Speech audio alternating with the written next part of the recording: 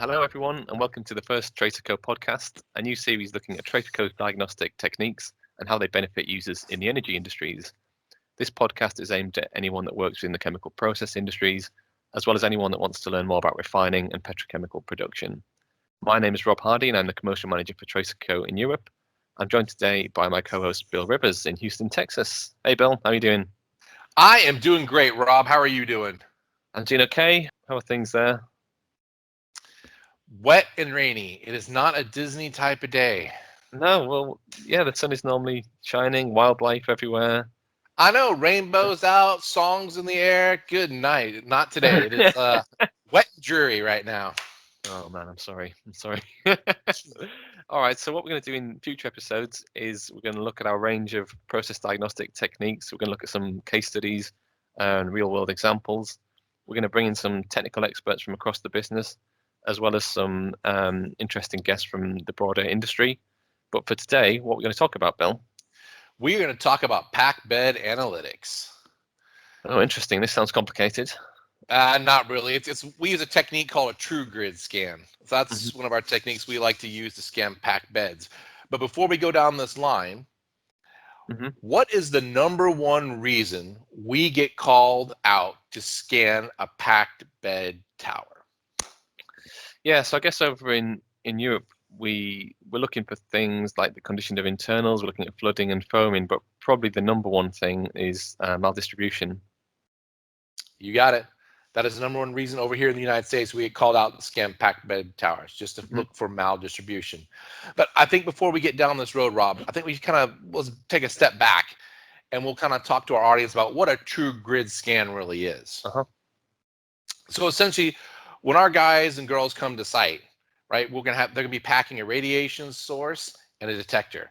They're gonna climb to the top of your tower and they're gonna hang the radiation source and the detector off a reel system, right? Once everything's set up, it'll roughly be about 180 degrees apart. And when they hit go, both the radiation source and detector are going to drop in unison together, roughly about 3 inches. And it's going to take and hold for about 3 seconds, and it's going to take a data point. And it's going to drop another 3 inches, hold, take another data point. And from that, we're going to go all the way down the tower like this. Once we get to the bottom, we're going to reel everything back up to the top, rotate 90 degrees, and repeat the process, 3 more times.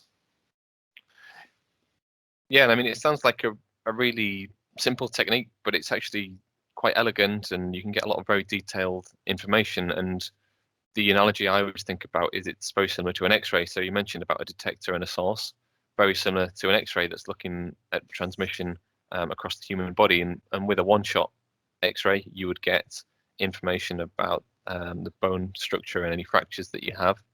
And in the same way with the tower, if we did one scan line, we would get quite a simplistic piece of data. But you mentioned about doing rotating, having another scan line, building up this picture across the tower. So that's more similar to a CT scan that uses multiple scans to build up tomograms, density maps, much more complicated information. So from this very simple technique, we can start to build up highly detailed information. We can start to look at the conditions of the internals within the tower.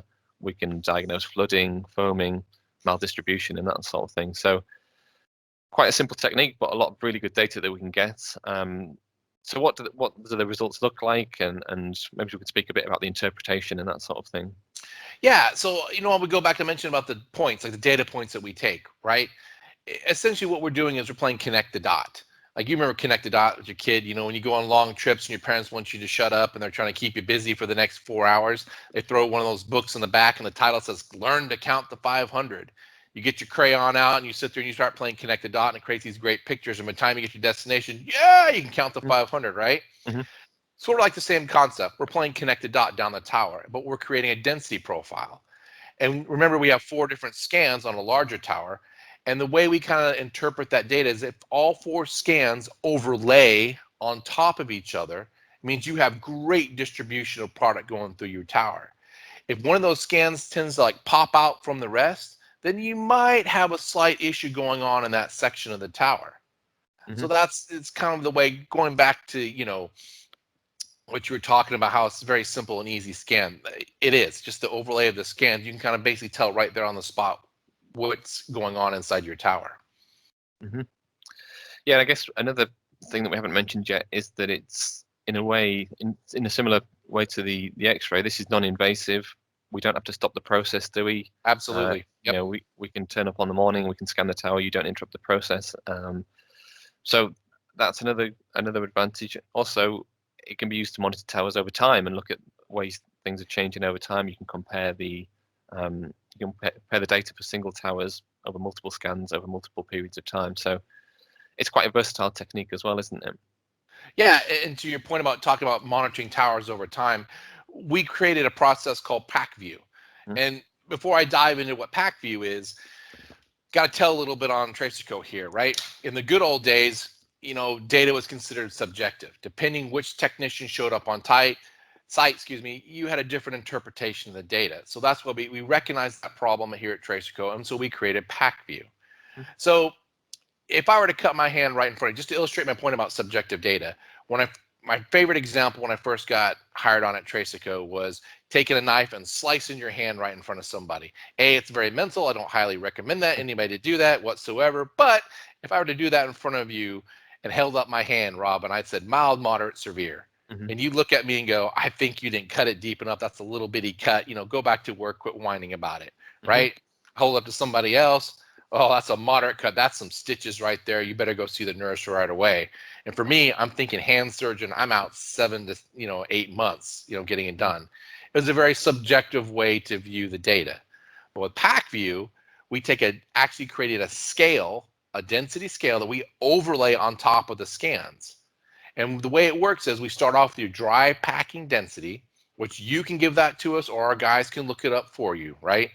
And then from there, it goes in increments of 5, foot-pounds per cubic foot is what it does. So once we overlay that, density scale along with the scan lines coming down on there, you can get a really clear picture of how your tower is performing over time because it has really quantitative data at that point that you can look at and measure and monitor over time.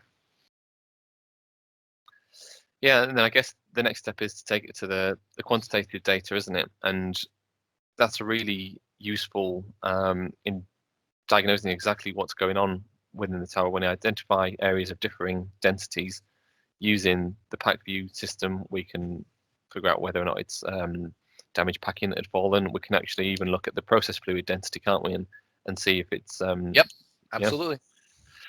Yeah. Okay, great. So examples we've seen even on smaller towers where we perhaps only have 2 scan lines is you can quickly identify those areas of increased density and diagnose the problems and whether or not it's the process fluid flooding and that sort of thing. But when we go to bigger towers, we have the 3 or 4 scan lines and the grid view scan that we talked about. Is there any differences in when we have areas of different types of packing in these bigger towers, or is it the same sort of process? It's the same process, same technique, but it's always good when our guys show up on site to let us know, or let us know that there's different types of packing inside that tower, right? You can have structure packing, you can have dump packing, but it's always good to let us know either before we show up on site or once we're on site so our guys can do the correct interpretation of the data. To your point earlier, Rob, you had mentioned about, how an X-ray comes about and how a technician could come in and interpret that X-ray about what's going on inside your body. That's what our guys are. Our guys are the technical experts and technicians on site that can read all those different types of profiles going on, interpret the data for you right there on the spot, and to make sure that you're getting the customer's getting the most accurate information right then and there. You and I've been in the oil and gas industry forever and a day, and you both know time is money, right? If customers have off-spec product, they can't sell it, and it costs them not tens of thousands, but it can cost them sometimes hundreds of thousands, even $1 million a day, right? Depending on what type of product they're making. So it's just a great technique that takes hours to do, just so our customers can get good data, make great decisions, and get their process back up and running fairly quickly. Yeah. No, that's great. I think some of the most telling examples really are where a customer has an off-spec product, and that's the last thing they want, isn't it? So What we Absolutely. can do, and what we've done numerous times, is there's an off-spec product. We come in and look at the tower. That problem, when you look at it from the outside, is quite complicated, and you could think about it for hours and theorize about what could potentially be going wrong and causing the off-spec problem. But we can scan the tower really quickly, and quite often we diagnose the maldistribution extremely quickly just from this quick scan. And you can get the customer back up and running, get the product back on spec really quickly. So yeah, it just shows how effective this technique is, doesn't it? Yeah, time and money. Gives them great data so they can make great informed decisions to figure out what's going on. And our guys on site, right? They're professionals. They're going to come to the site. They're going to give a great analysis right then and there. They're going to tell them what's going on, so you can trust what's going on, with our guys and what's happening inside your tower right there. Yeah. Simple.